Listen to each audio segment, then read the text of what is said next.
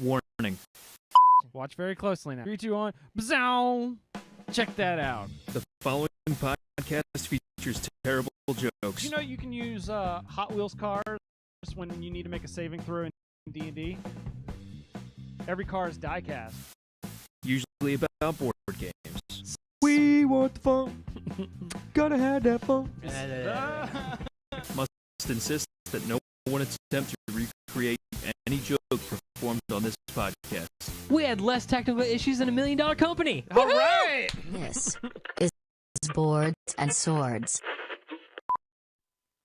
Hey, everybody. Welcome to Boards and Swords. This is a podcast where we have bad jokes, we've got good folks, and as always, we've got some tabletop games here.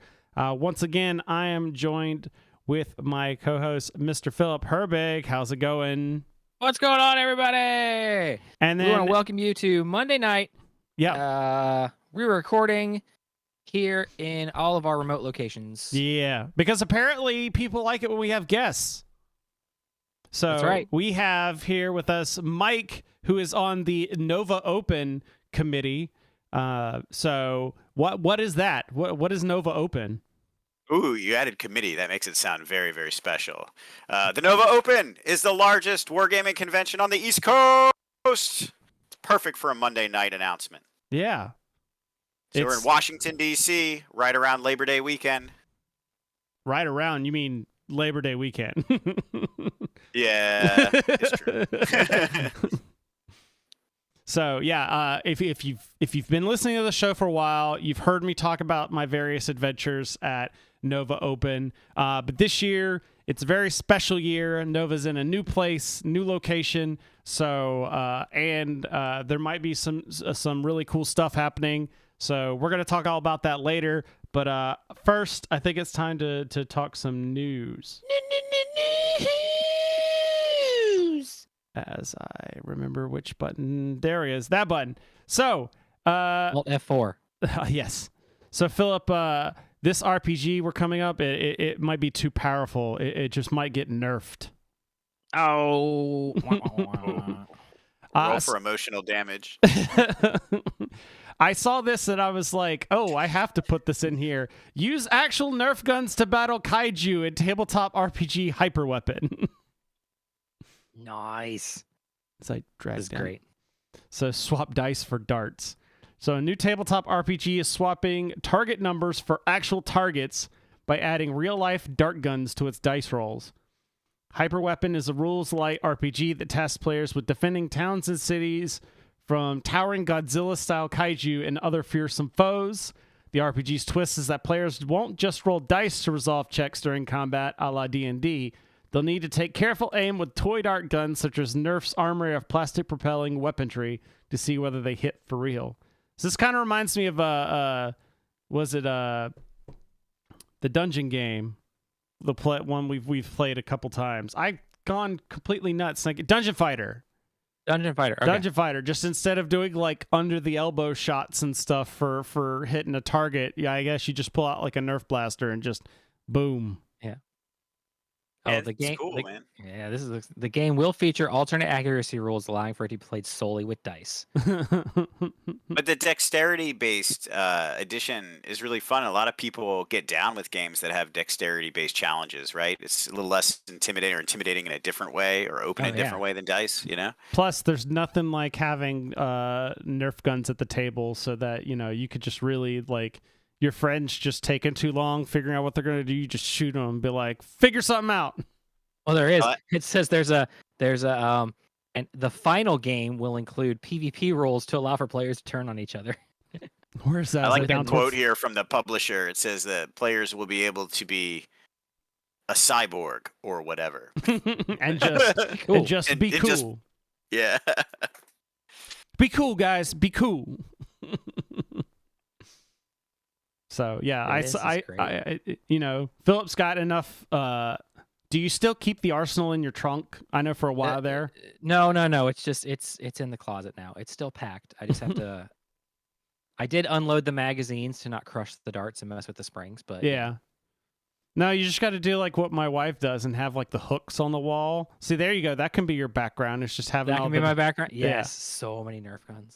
Speaking of Nerf guns, did you see the one I sent you that was like, it was the TikTok that said like, scientists have discovered there's something under the moon, and then the guy pulls out loading up the Gallahorn. the Gallahorn rocket launcher from Destiny 2, and he's like, all right, let's do this.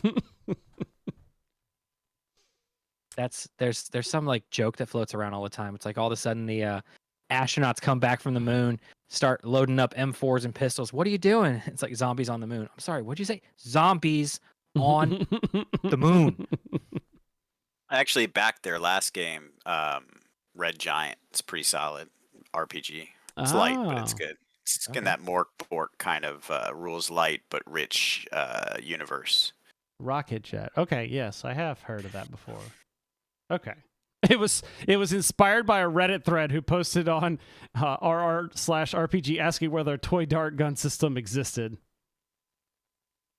It does now. Yeah. Oh yeah, there's the thing about PvP. All right, moving on. You might think that there's no way that they'd add a new class to Munchkin. Well, Druid be wrong. Oh. And I know most of you probably don't care about Munchkin, but Philip loves it, so therefore, whenever there's something significant, I have to throw it in here. It's Munchkin. So they're adding a new class to Munchkin. It's the gateway. It's the gateway to gaming. Yeah. You gotta have your Munchkin. So it's coming the end of this month, May 31st. It adds a new Druid class to the game. Oh, it's Munchkin Druids, as I forgot to say. It adds nature-themed cars like Treebeard, Four-Leaf Cleaver, and Asparagus Spear. The expansion adds 112 cards to the game, but it is not a standalone. Requires a base game to play. Oh, see, I don't do everything because, like you can see, there's a Munchkin Cows that I've not shown. Oh wait, a mini, but we're gonna open that up. What is that? Munchkin Cows. Oh, here you go. Here's some of the here's the cards. Curse, spring is in the air. Lose a level. Here you go, Phil. Four-leaf cleaver. I like the four-leaf cleaver. The potted plants, pod people in it. Yeah. That's solid, man. This is exactly what Munchkin needs, and no more, right? It's no more, no less than we expect from Munchkin. Yeah, exactly. Philip, I want you to try and convince our DM in our next game to let you have a four-leaf cleaver. You know how awesome that would be. I think there's a lot of things wrong with that cleaver that some rivet counters might have issue with, but it's cool. You need to be able to like spin it. That's whenever I see it, it looks like a pinwheel of death. Oh yeah, like it's gonna be a magical item and it spins. I need a class that can heal super quickly. So like when I lop an arm off from that thing spinning, it just So you need to be a druid, is what I'm hearing. Comes back after a long rest. Or no, you just need to be a cleric because then you got the armor and the healing. Oh, that's right. Oh, I'll be like Deadpool. I'll just have like tiny baby arm for like 3 sessions as it grows. No, just like one big arm that's carrying the cleaver, and then like a little itty bitty arm, or just running around on little baby legs. Yes. I'm not a dwarf. My legs are just growing. I am a human. What are you talking about? All right. If you made a pirate trading card game, would that be a CCG? So, I don't know how I feel about this one. Fantasy Flight announces another Star Wars TCG because, like, we needed another one, in the history of Star Wars. Yeah, we're one thing that's really been lacking is a trading card game or a collectible card game. So, in collaboration with Lucasfilm, FFG announced Star Wars Unlimited, a new trading card game coming in 2024. They've decided to attempt to take a slice of the proverbial TCG market pie by revealing Star Wars Unlimited. It's been in development for the past 3 years, and it looks to release 3 sets every year for the game. Magic. The game. Yeah, Magic's doing a lot more than 3 sets a year nowadays, True. man. Well, 3 main sets. The game will also feature a system of organized play that ranges from weekly events on the FLGS level to large-scale events. It's going to showcase all new artwork, which is a departure from the previous CCGs, where like usually it's screen caps and other things. So It'll be interesting to see when we do with stuff, but it just seems like every time there's a Star Wars CCG or something, they never do well. Other than that, there was that first one that did well for a while, the Decipher one. Other than that, like, you can't rely on Fantasy Flight to support it properly. Yeah, that's the other thing is Fantasy Flight has a terrible history now of supporting these types of things between like Keyforge fell apart, Star Wars Destiny, which was another attempt at this. You know, they just have a Star Wars LCG that people loved, and they've cubed that. They I don't know. Anyway, I'm a bitter Game of Thrones LCG player that was left behind. It was a great game, but I mean, I don't know, man. they still advertise that it's not dead. They're just not working on it right now. Yeah. They said that it may come back. I mean, here's the thing, right? Like the space is getting really crowded, but there is a lot of space. It's a weird time to introduce it with Lorcana coming out. But the thing is FFG needs to earn the trust of its card game players back. Yeah. But yeah, that's very true. If you're not playing Arkham or Marvel Champions, there's not a lot for you on the FFG side. But yeah, we got people. Decipher Star Wars was awesome. I hear that. I was too young for it. That's why I played the Young Jedi, which was like, hey, Pokemon's a thing. Let's make a kid's version of the Star Wars game. And Arkham could die tomorrow, and it would live fine. Shiny and Chrome Eternal for itself. It's self-contained. It's basically an RPG. It's still good though. It's so good. It'd be fine. Like they don't need to continue to. I want them to, but they don't need to. Yeah. This would require constant. Attention. But I have had my opinion, because it used to be of the opinion is like, what's the point in a new TCG? Because like that space is just full. But in the past year, having go to our local store to play like Warhammer, before our Warhammer night is a lot of other TCGs, because like when the miniatures aren't around, it's a big card shop.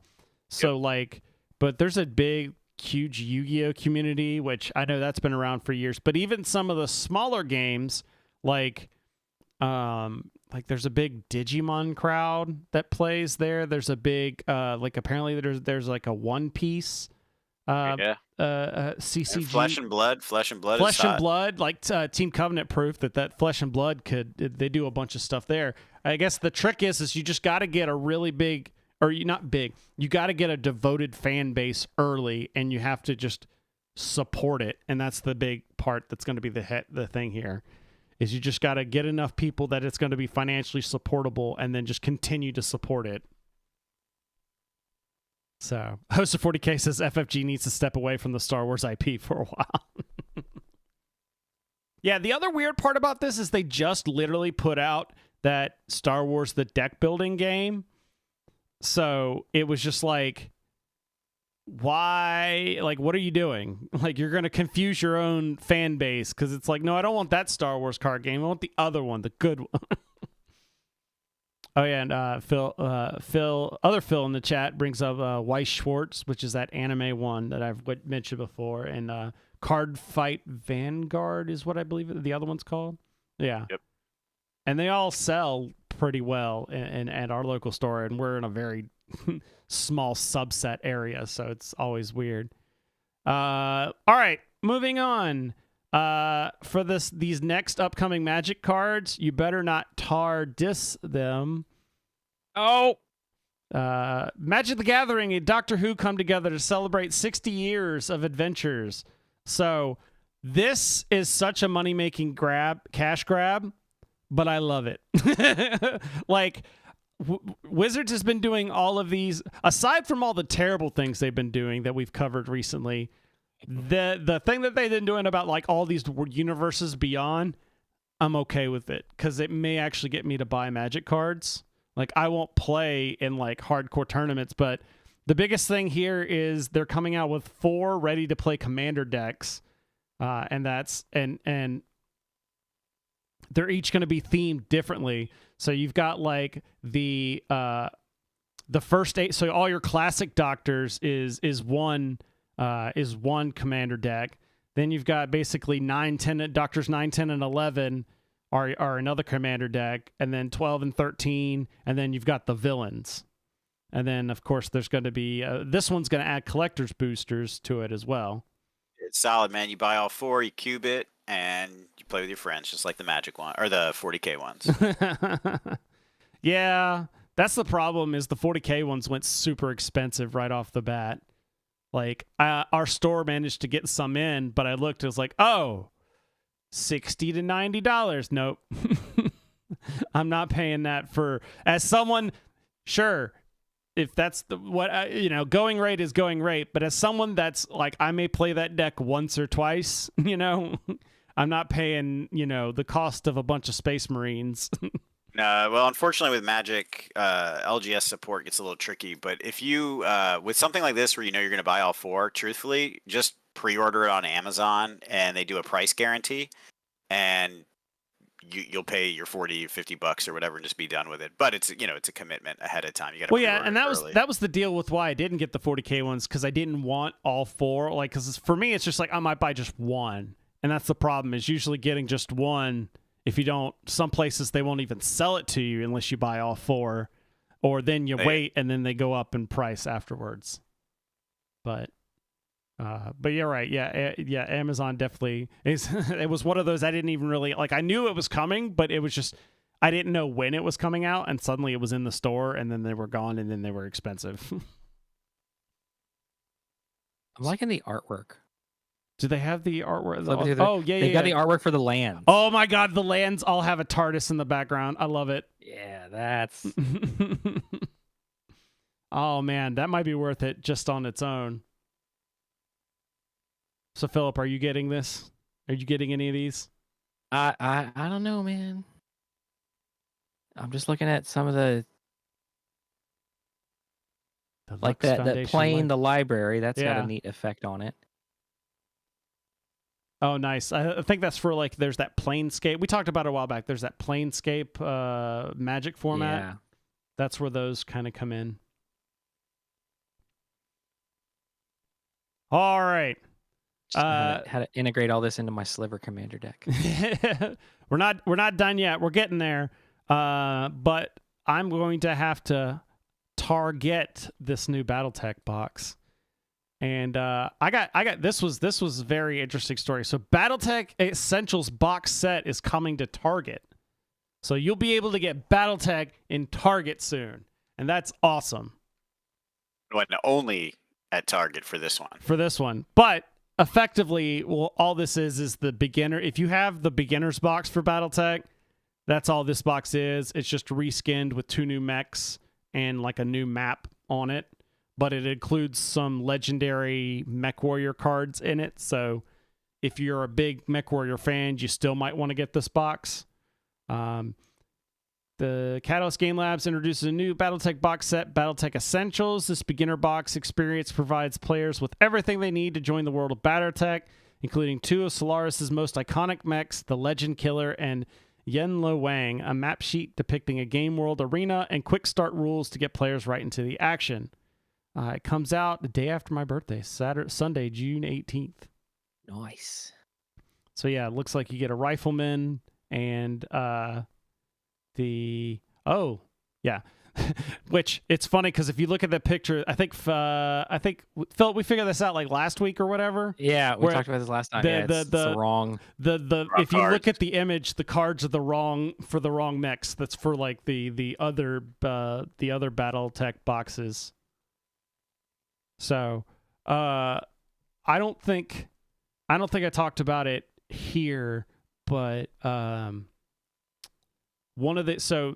announced this, and then they also sent out a Kickstarter update that had like a bunch of where's BattleTech going, and they mentioned this news story, which this is how I found out about it.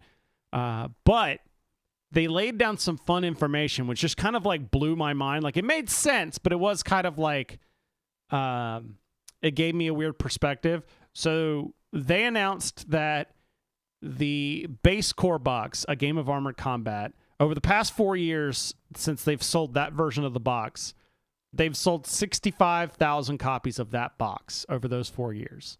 And they said the beginner's box is somewhere around there as well. They said in order to get the product into Target, they had to make 60,000 boxes in order to get the, because like Target requires like a minimum order size. Minimum stock amount. A minimum stock amount, yeah.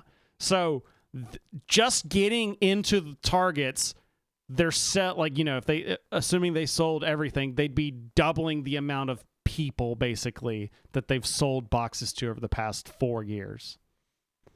So it's just it's crazy, and this is coming off of a Kickstarter where they made like $8 million, and now you've not even reached, like, there's a whole new audience you haven't even reached yet. So it's just wild to think that BattleTech be blowing up again. Maybe they'll invest in a B2B manager so they'll return our calls when we try to get them here for the fans. Oh snap! It's okay. They don't return my calls whenever I ask people for like interviews and stuff. So I feel your pain. Yup. So I have like plenty of BattleTech stuff, but even I'm kind of like, I kind of want to get the box just to say that I did, for nothing else. And it's only, so here's the other thing. It's a $25 box. It comes with a $20 coupon to Catalyst Game Labs website. Oh, nice. So that's like a mech?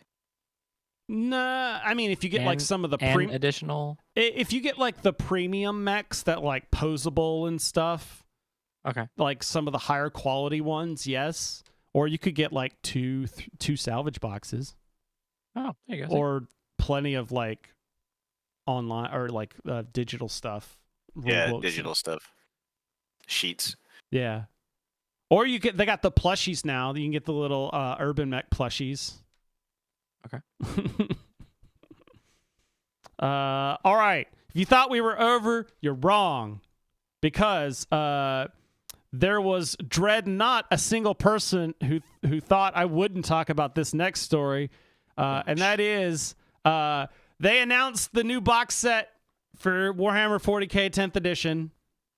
So this was like literally happening like the same time that we were in Vegas, and they had Warhammer Fest.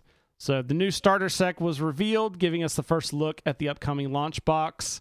It is the massive launch set, now revealed as a pack starter set subtitled Leviathan.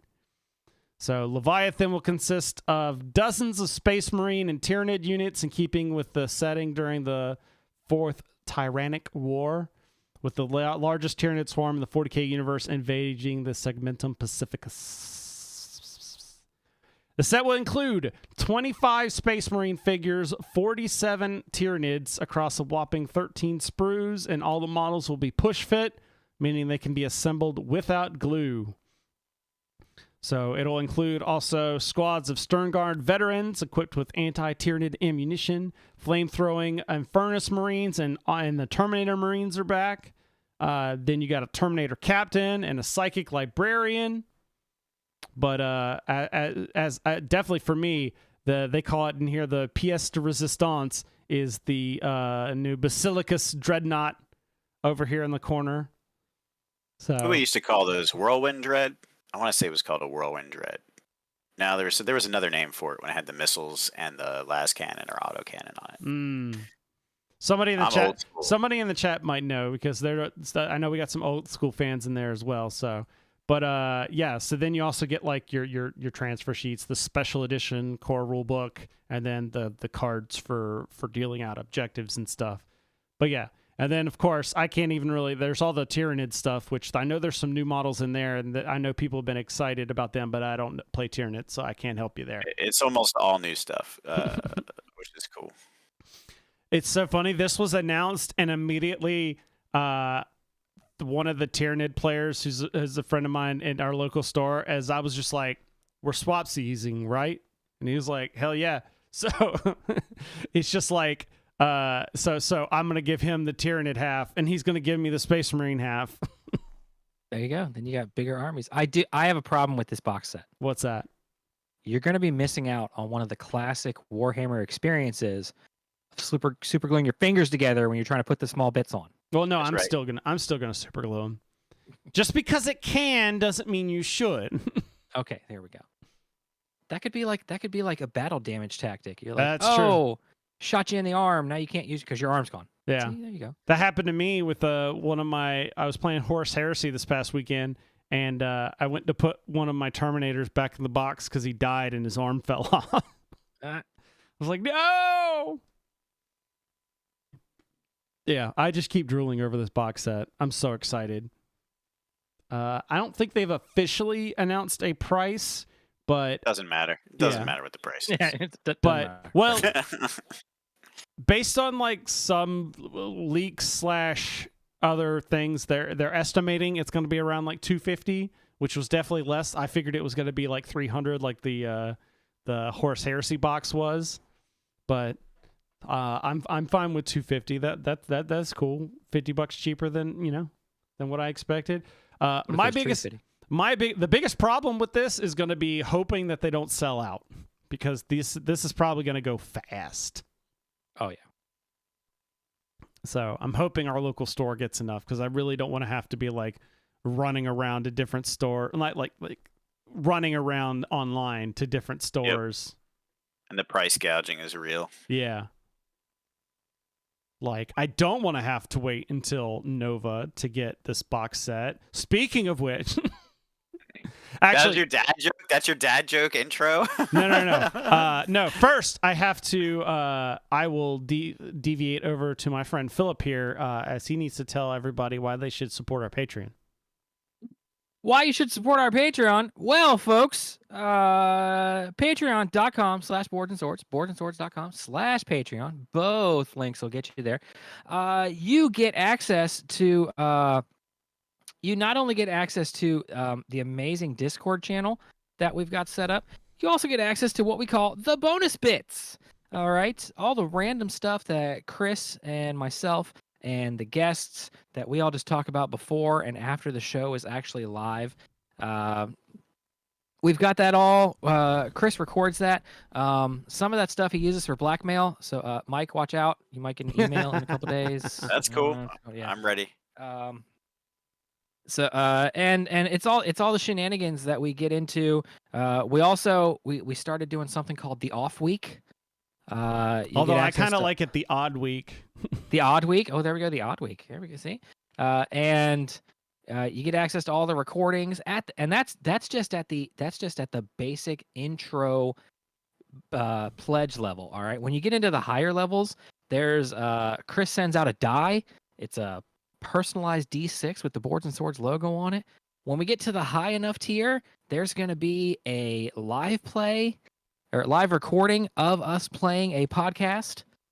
Playing a podcast. Hey, yeah, we're gonna podcast the game, the podcast. That's a new idea. We're gonna with Nerf guns. Yes. You know what? So great. You know what? That will be a thing. We get to a certain. If you need a fourth, you let me know. Yeah, we that will definitely, if we stay at like the $50 a month level, we'll definitely have to do an example of the that Nerf gun RPG. And it'll have to be video. So, but yeah, boardsandswords.com/Patreon. And with that, Mike, how long have you been helping out with Nova? Yeah, so, the Nova Open's been around for a long time. It actually started as a charity barbecue in someone's backyard to raise money for breast cancer. Not for breast cancer, to fight breast cancer. Cancer sucks. F cancer. But Yes.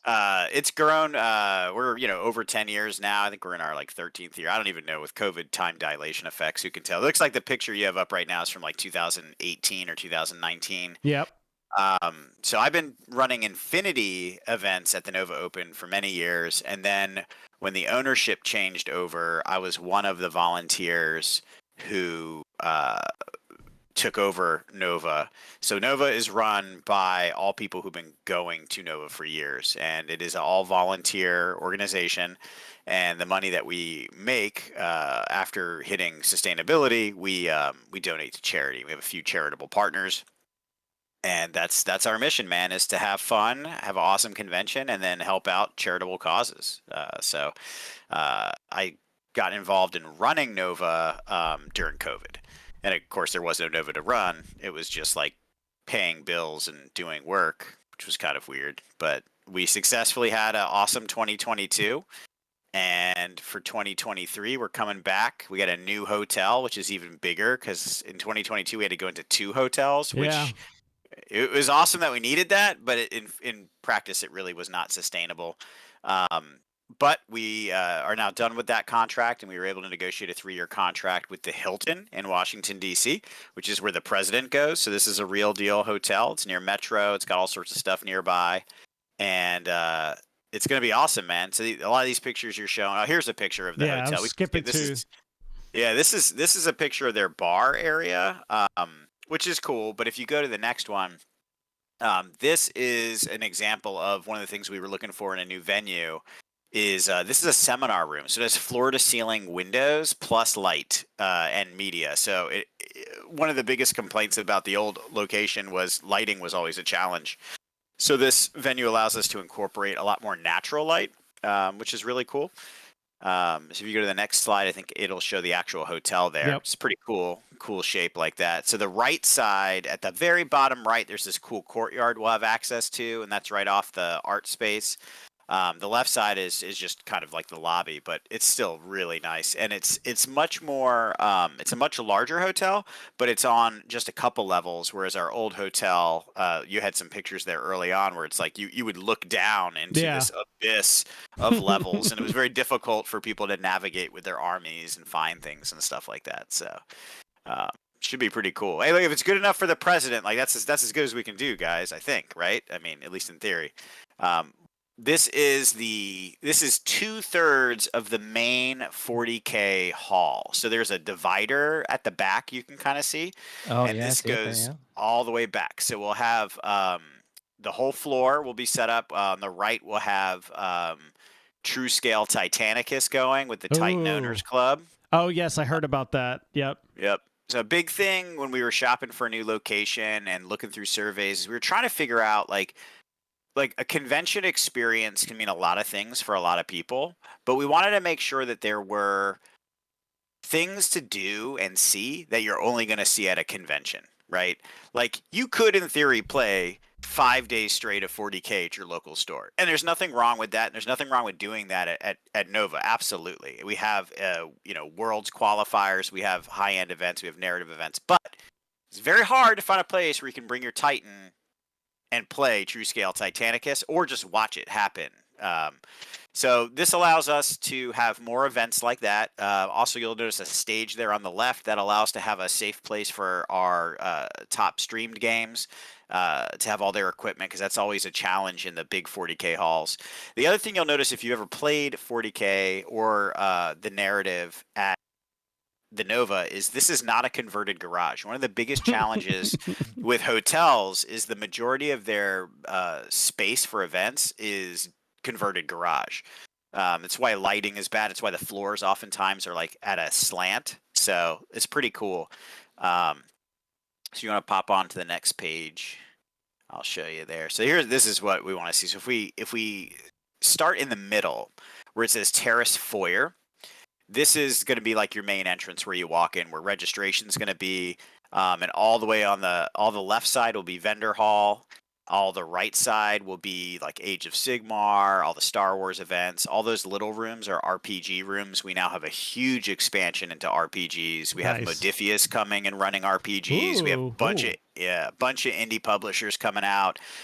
We have online influencers like the Roleplay Rejects who do actual play podcasts for like Morkborg and Slayers and things like that. So we got a whole lot more RPGs, and they're not in like a giant hall like you see like in like Gen Con, for example. They're in small rooms, which is really nice. We got Kingdom Death running basically 24/7. You can just jump in and pick up a character and then die. If you go here, this is actually even better. So if you look here, it's kind of color coded, right? So that bottom, that orange room, what's behind me in the picture you just showed is that bottom left ballroom that's shaped like a football. Okay. Then the social hub will have influencers, YouTubers, things like that. We'll have some charity events down there. We have a board game library. We brought in some publishers that we haven't had at Nova before. We got Arena Rex, for example. Everyone loves playing Arena Rex, but you can only really play it at conventions, it seems. So they'll be there. And then where it says exhibitors on the bottom right, that's all demo hall. So that's all publishers coming with demos. Yes, that has been my one complaint the past couple of years is like some years you get it and some is you walk around these halls and you see these cool games, but like it's like I want to learn to play that. And there's, like if I went around, I'm sure I could grab someone that would teach me the game, like after a tournament or something. But just having someone there to, like you were talking about Adeptus Titanicus, that's a game like I've been curious about, but like, I'd want to try it before I go spend like another $300 to get into another giant robot smashing game. Yeah, so I think one of the things that I'd like to talk about, or at least point out, is like we read all the surveys people give us. So one of the big things we wanted to do is to honor those surveys, right, as best we can. So we expanded vendors, we expanded to allow for more demo space. We also, when we were shopping for a new venue, like the average cost per person was very important to us. We wanted to make sure it didn't go up. Like I always remember people cheering, "Oh, you got to go to the Gaylord. You got to go to the Gaylord. All right, do you want to spend $500 a night?" Yeah. So we had to be reasonable. So I think this nets out to be about $10 more per person than our old. Keep in mind, our old hotel was all booked and contracted pre-COVID, no inflation, nothing like that, right? So this is coming out of COVID. This is $10-15 more. That's pretty good in the world we're in right now, I think. And it's much more connected too. If you didn't want to park on site, for example, you could take the metro. Last year, I took an Uber in and didn't even pay for parking. That was actually a really smart way to do it. I would do that again if you don't have like 100 tables to carry or anything like that. I did that one year where I metroed into Crystal City when it was at the other hotel. But the problem is the Crystal City metro is like 4 or 5 blocks from the hotel. So totally depends what you're carrying. Yeah. So I'm just rolling the one luggage. Like I was like Philip when we were in Vegas, only with one of them. In fact, it was that bag. It was that same bag I used there. Okay. Yeah, and then the blue space where above exhibitors, where it says Crystal Ballrooms, that's going to be like your Infinity, your MCP. I think 30K is down there. 30K this year. Oh my gosh, man! Every time we add seats, I'm so excited. I haven't gotten in yet, but I just like seeing all the events. Like that's the one thing the one thing about the con is trying new like game types and then being like, oh, this is awesome, I should do this back home, because it's like you get used to just the 1v1, just like I'm just we're just fighting or whatever, or there's the mega battle, but then there's like various types of different battles. Like, oh, this is a game where it's just we're all going to throw just the Primarchs in and fight. And there's a lot of that. That's right in line with what we were talking about before, the convention experience. Yeah. What's unique to a con. So we try to add a lot of that. We what is kind of hard. Like I know the 30K players. We get a lot of folks emailing in. They want more spots. We're doing our best to expand that. It's hard to know what's going to hit every year. There's an ebb and flow to everything. But we added a bunch of new stuff this year. I'll just kind of mention some game systems that people may not realize are going to be here. Conquest, Last Argument of Kings, is coming in hard. Those guys are all about boots on the ground. I mean, those guys, they're going to have all sorts of swag for people, and you'll be able to play. We have Arena Rex, like I mentioned. Black Powder, Red Earth. That's 100% made in America, down to the box. Wow. And they do ultra modern skirmish level operations. We have Your Hobby Place, which is a local store. It's going to be demoing all sorts of stuff. So they're a big retail partner for us. They'll be doing demos and they'll be running a vendor booth. We have Enemy Spotted Studios coming to do. They have Kill Wager and then also one called In Country, and that's also an ultra modern.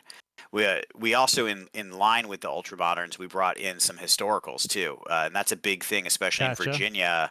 Yep. So we have Bolt Action and we have Flames of War, and those have been filling up, which is pretty cool. I was down at Richmond Open last weekend, 2 weekends ago. It was really, really cool to see their tables, the historical tables. You need to get into there's the Bolt. I just recently found out, because our store sells a lot of Bolt Action stuff too, but I don't really care about historical games. But I found out that they have another version of bolt action that's okay. What if there were mechs in World War II? I forget what it's called. I need to look that up. Oh yeah, but it uses the same rule set. Yeah, it's like a weird Yeah. version. It's got like Cthulhu stuff in it and like black magic type stuff. I'm trying to remember the name of it. But yeah, that sounds awesome. We need that for sure. So we're kind of at the place now where we'll start scrubbing the space, looking where can we add, where can we take away, where can we allocate. GW will be coming hard. I mean, they now, the way they do it now that they're engaged with the community again, I mean, they bring a lot. They bring terrain, they bring all sorts of stuff, which is pretty cool.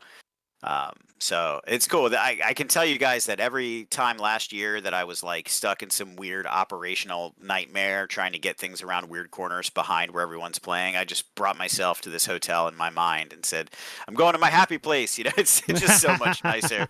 So much nicer. The other thing is that what I found very noticeable when we were there, we've been there a couple times to do like food and drink, make sure that that's good, check out the space, walk with the movers. They just seem to want to work with us, which is a very different feel than what we had previously. No shade on the other hotel, but they kind of had it in the bag, I think, as far as they were concerned. And this place wanted the business and was very interested in collaborating, even down to like what kind of menu offerings are they going to offer to make people want to stay in the hotel, because they're aware that there's plenty of places in DC to go, right? And we want people to have the choice. I mean, last year we still brought the food trucks and we had a canteen. I mean, and there was still, Bazzelli's and all the other places. So we want people to have the choice. One thing they recommended, which I know people are going to like, is they offer table service. So you want a bucket of beer? No problem. You just scan their little QR and they'll bring it to your table where you're playing. So that's pretty cool. Yeah. So, attitude is everything, right? So it's really cool. Well, sometimes you have to, like, even if it's not alcoholic or whatever, it's like, I don't have time between my rounds to go figure out something to drink or, to eat because I've been standing all day. And we make sure there's like water stations everywhere. That's something at very basic, we want to make sure that stuff's taken care of. By the way, Conflict 47, I found it. That's it. Yeah, Conflict 47. Yep, there it is. What if it just kept going and we had black magic? Yeah. So, but one of the things something I wanted to do after we did our live show last year to celebrate our 200th episode is I wanted to do another live podcast, and I was like, what better place to do it than at Nova Open? And that was one of the things that they were figuring out, because apparently, as you heard, there's lots of other influencers and streamers doing stuff. But we're gonna make it happen. There's gonna be a live Boards and Swords. Yep. We absolutely want to have you guys. And while I can't tell you which corner of this map you're gonna be in, probably here's a bathroom, probably in there. Oh my gosh, you know what's funny, man? They're bathrooms, so that's like, I'm such a dad, right? So I go in and like the first place I go check out is the bathrooms. They're like stadium level bathrooms. There was like 15 urinals in a row on two sides. Hell yeah, because I tell you what, I've been in the Hyatt when there was no toilet paper or something like that. So again, I mean, this is a space where they're used to pushing through presidential levels of attendees, right? So it's set up very, very different. There's also a lot more ease of egress. Like, so if anyone has a mobility challenge or even just the hassle of the elevators in the old place, there's staircases, elevators, and escalators like everywhere. So it's just a lot easier to move around. Is there more than 3 elevators? There are 6 right in the main space, and then a bunch of other ones. And we can program some to like only go to rooms to lobby, and then other ones from lobby to game space, so they don't get caught up going all the way up the tower. So that's. I don't know how to do that yet. We're going to meet with them logistically. Well, like the thing is, like, is that going to confuse people to have elevators that don't go where you want them to? Yeah. But it could take off a lot of pressure, right? If people aren't going up to the 17th floor and there's just ones that go up and down. So we'll see. But yeah, we're definitely going to bring in influencers this year and have a place for podcasters to do podcasts and videos. We have a good relationship with like Mini Wargaming and Dave Taylor and those guys. We want to make sure that we bring in as many people as we can and give them a comfortable, safe place to perform their shows. We just want to make sure it's done right for them. So I'm looking forward to it, man. We're going to try to engage the social space a little bit because that's where our charity partners are going to be raising funds for their charities. So you can work directly with them. So down in the social hub where you see there, that's going to be a place where people can play Pickup Commander. That's going to be where board games go like all night. That's going to be a place where like Table War is running their lucky draws and raffles. Upstairs in the Hobby Haven, we're going to have the mental health charity painters doing paint and takes and speed painting competitions. Nice. And those are $12. $10 goes to the charity, and you're guaranteed to get a model that's worth like $20-25 just for showing up to it. So it's a win-win for everyone. And I will say that's a great convention thing where like you and your buddies grab some drinks, go over there, do a silly speed painting competition or paint and take. Yep. That's a way to enjoy a con. And I got to say, like, I think, again, as cool as the tournaments are, and I hope people do the tournaments, like spend some time connecting with your friends. We spent too long not being able to do that, and being able to hang out and laugh and just bullshit around the con doing silly stuff. That's where the stories come from more than anything else, you know? That makes me so excited because it is one of the things in Nova's past where it did seem as like once the tournament shut down and like the dealer hall shut down, there wasn't a whole lot going. Like there was groups of people doing things. If you already were in like, you know, a group of friends, they would go out or do, you know, hang out and maybe throw out a game or something. But there wasn't like organized stuff going on to do sometimes. Or if you're there by yourself and you're not with a group, it'd be hard to kind of like irk your way into stuff. So having like the social hub type stuff and, you know, demo area type things, I'm super hyped for that. Yeah, the demo dudes are not constrained by the vendor. The vendor hall will still have to have like an hour that it closes because those people want us to be able to lock down that area. But you know, we had a great social space last year at the other hotel. It was at the other hotel, and so the majority of our attendees didn't like or didn't even know that it was there.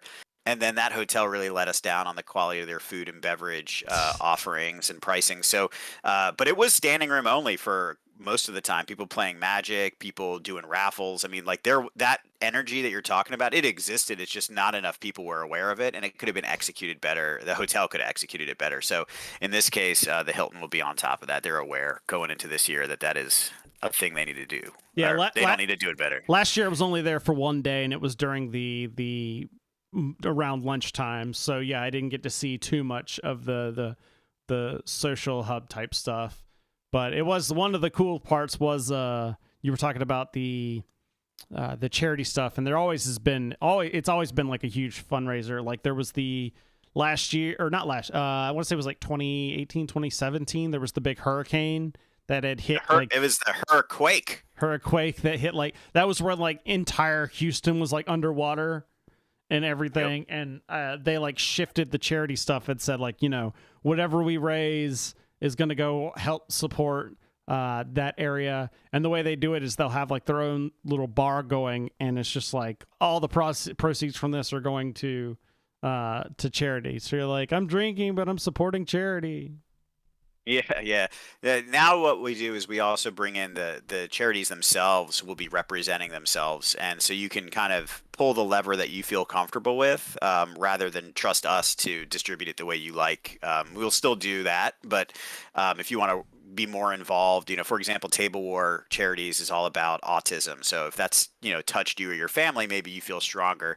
So what else is about food insecurity, right? And that's a big thing that a lot of people struggled with over COVID. And then of course, mental health, you know, is huge, right? So that's a big thing. So we felt those three were really good partners. And then of course we still work with NOCF, who you're talking about with the bar. So we don't have that bar anymore. That can only be operated by a nonprofit. But what we've done is just the hotel's operating the bar, and you're raising funds through the charities that are programming the bar, right? So as long as you're there enjoying the space, the overall outcome is the same. Gotcha. Yeah. And then there's also another of the big things that Nova does is the Capital Palette. I know that always brings in a lot of creativity.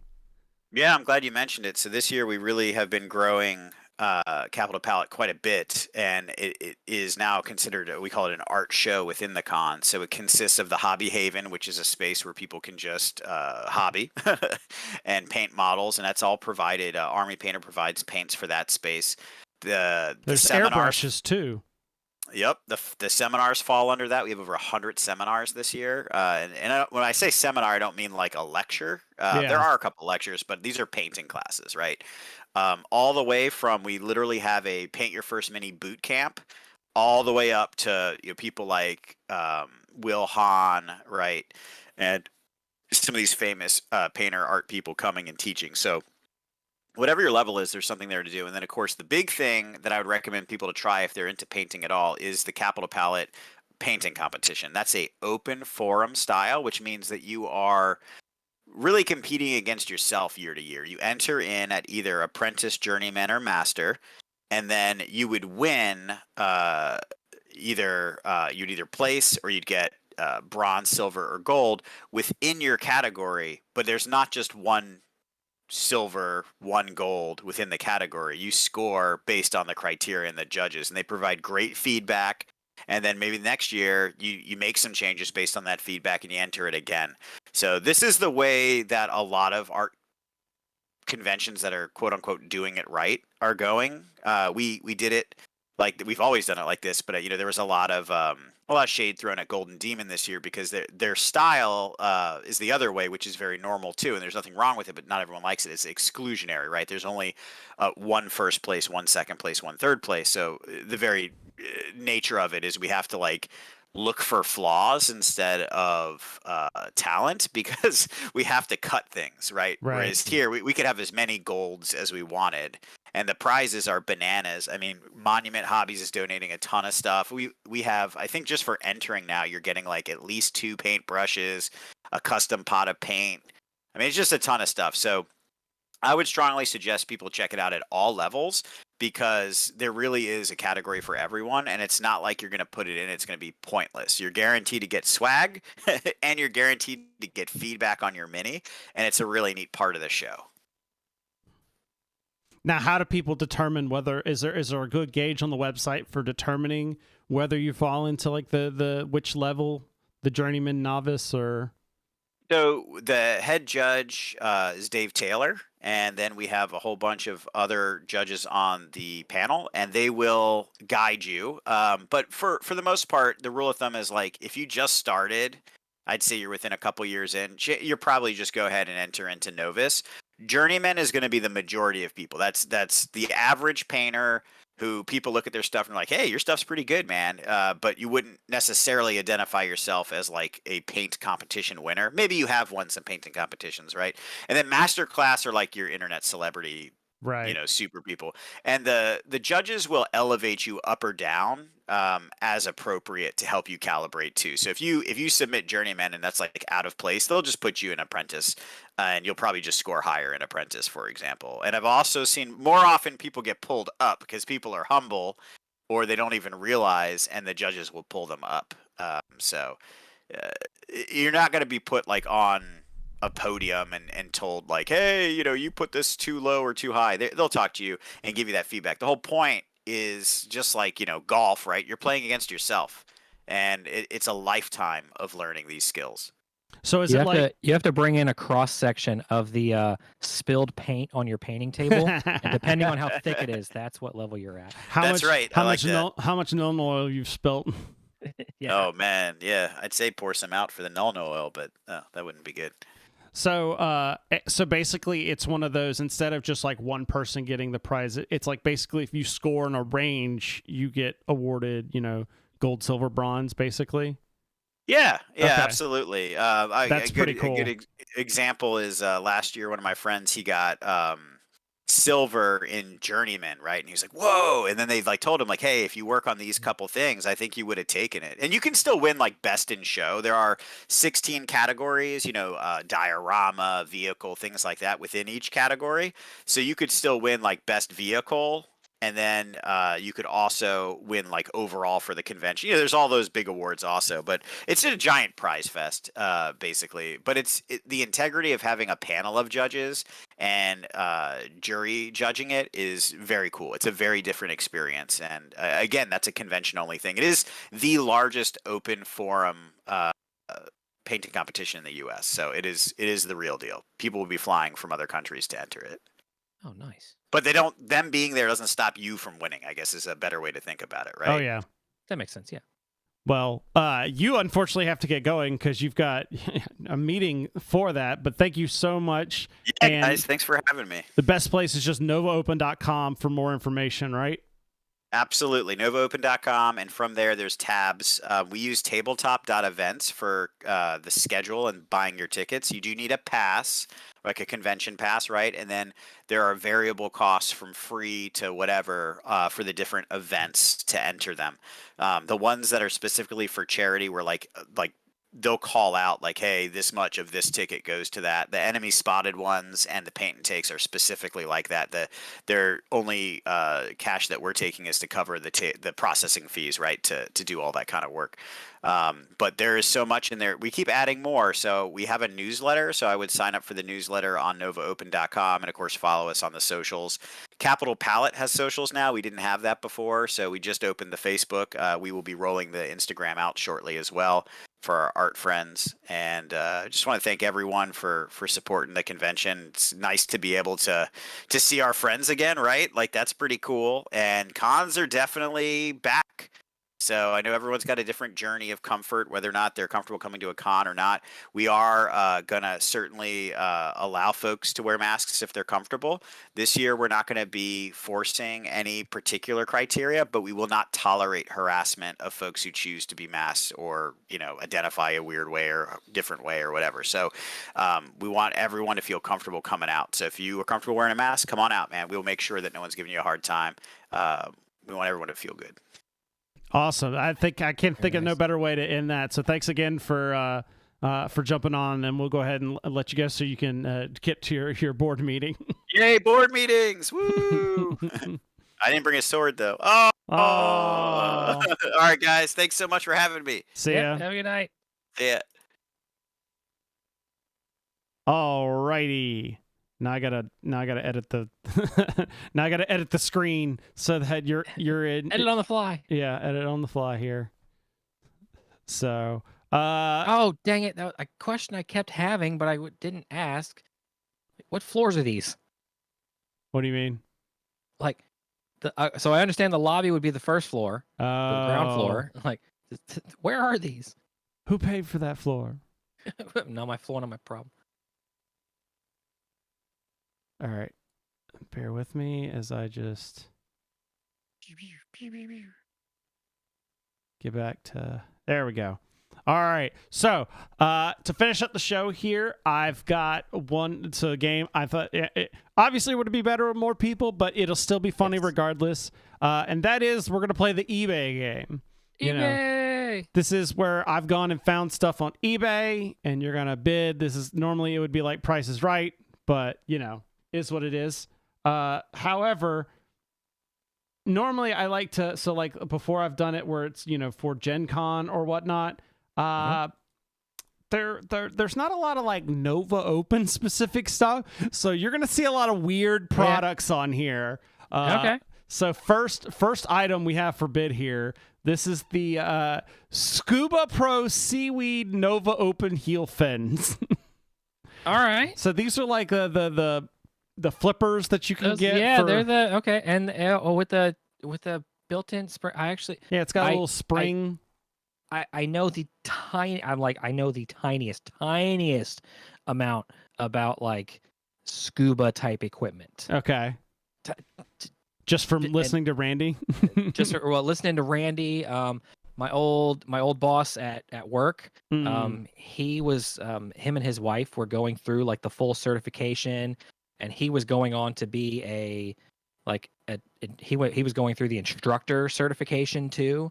So like just listening to all that kind of stuff. And so like I know the littlest the littlest more than your average person Right. about scuba stuff. So like those are actually kind of with like the built-in spring to flip them back into like those Yeah. are that's a good quality to have on your if you're big into scuba diving. Oh, there's 2 available, which is There's good 2. because I don't. hopefully they come in and you don't hopefully come in sets of 2. Yeah. So That'd be good. Philip, what do you think the price of this is? Chat room, feel free to play along.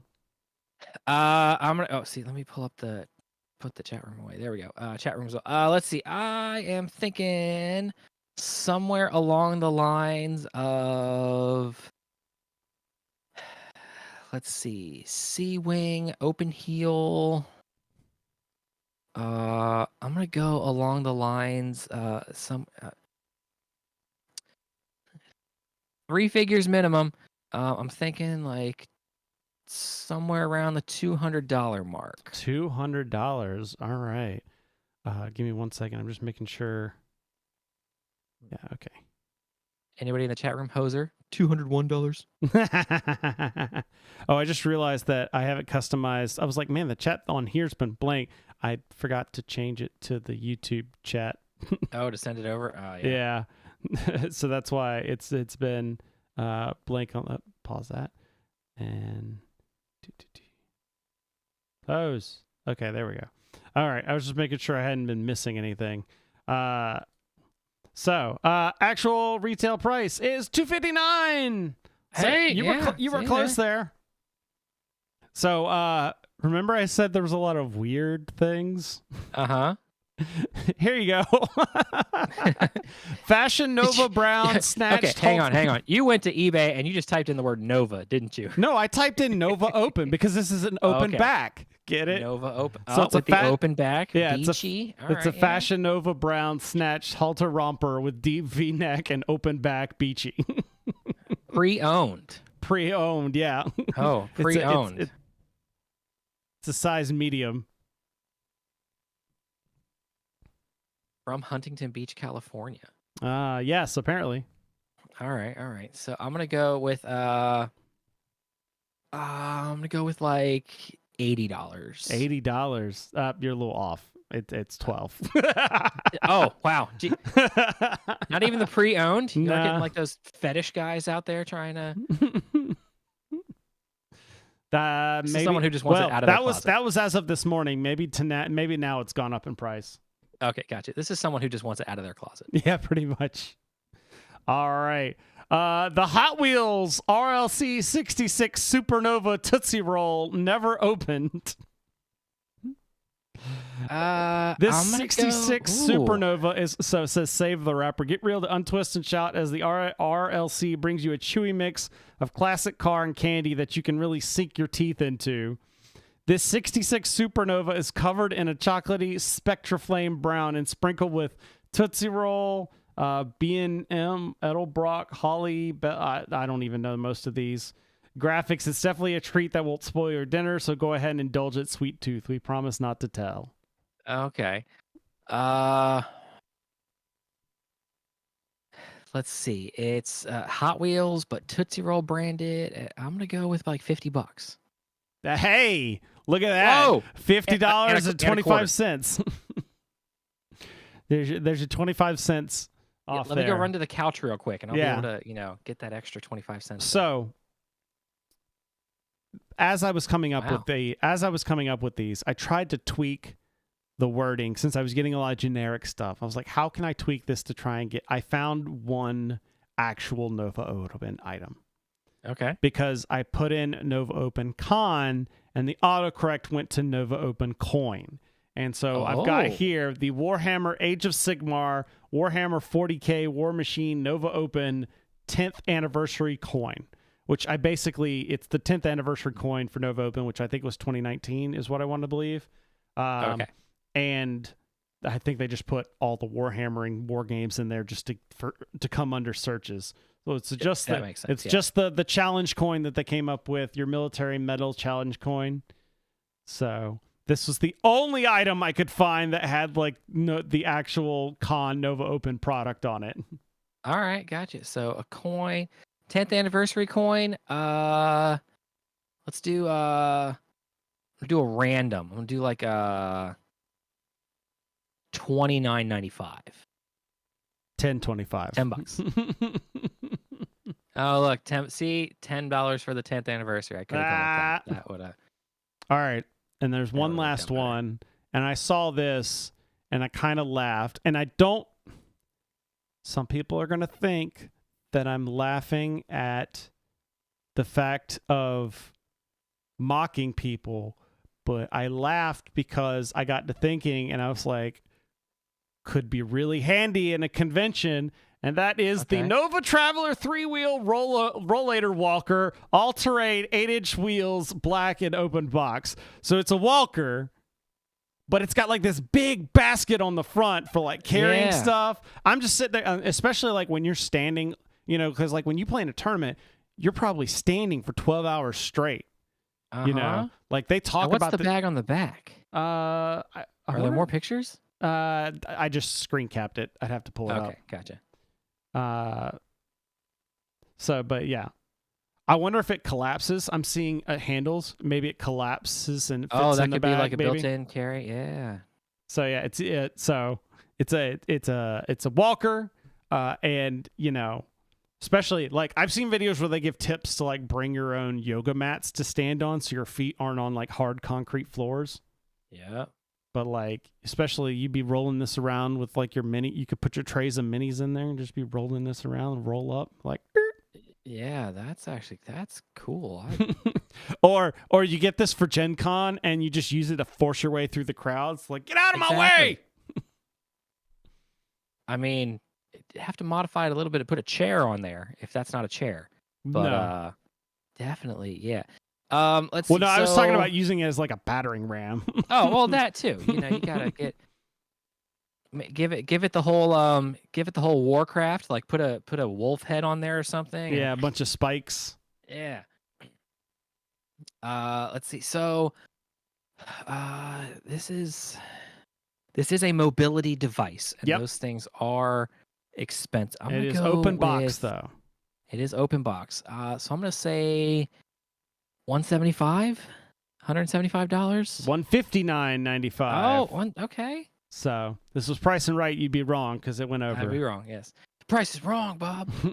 So there you go. $159.95. So that was there you go. That was my that was my attempt at finding Nova open items. Yeah, I'm gonna look one of these up now, man. These are What, the scooter? Yeah, man. The Nova. The Nova Traveler. Nova Traveler 3-wheel. All right, let's see what pops up. 3-wheel road on senior.com. It's $180. Senior.com. Right? Like that's a little. Well, Philip, Comes in different I colors. feel like I think we've reached the edge of the show. The end we of the have. show. We've reached the end of the. That's been our show, everybody. We want to thank you for joining us this wonderful Monday night. You can catch our schedule of when we're going to be broadcasting on boardsandswords.com/live. Boardsandswords.com also has the links to all of our streaming channels and all the stuff we've done in the past. Yeah, and we did, like Philip mentioned earlier, we did a stream on the off weeks. That, like I said, I'm calling right now. I call it the odd week, or earlier I called it the oddball stream. There we go. Yeah. You know, remind me of the Halo days, oddball. But yeah, that one's a kind of like goofing off, hanging. It was just a goofing off, hanging with the chat, looking up stupid Kickstarters. We found out about the Mystery Flesh Pit National Park role playing game. So you have to go look at that stream. It's on our YouTube page if you want to check that out. But I think that went pretty well, and so we're going to roll that for a while. So this way, every Monday, 7 p.m. Eastern Time, boardsandswords.com or youtube.com/boardsandswords. We've done some studies. We did some math, and it seemed like people preferred YouTube over Twitch. So we're there. Yep. So just every Monday, whether it be the show or we'll just be hanging out chilling. Kind of similar to the bonus bits, but it's going to be out there for everyone. So boardsandswords.com, facebook.com/boardsandswordspod, instagram.com/boardsandswords. Join the Discord. boardsandsorts.com/discord to hang out. If you've got funny things you want us to hear us talk, I created an Odd Week channel so that people could put in weird Kickstarters or weird things on Reddit to send us, so we don't have to go out and look for ourselves. But join the Discord. We'd love to have you. So in the meantime, thanks everyone for joining us here. We'll see you 2 weeks with the next official episode, but we'll see you next week for the off stream. In the meantime, every gamer's got a story. And this one's going to be at Nova this year for a live show. And it's going to be awesome. So we'll see you then.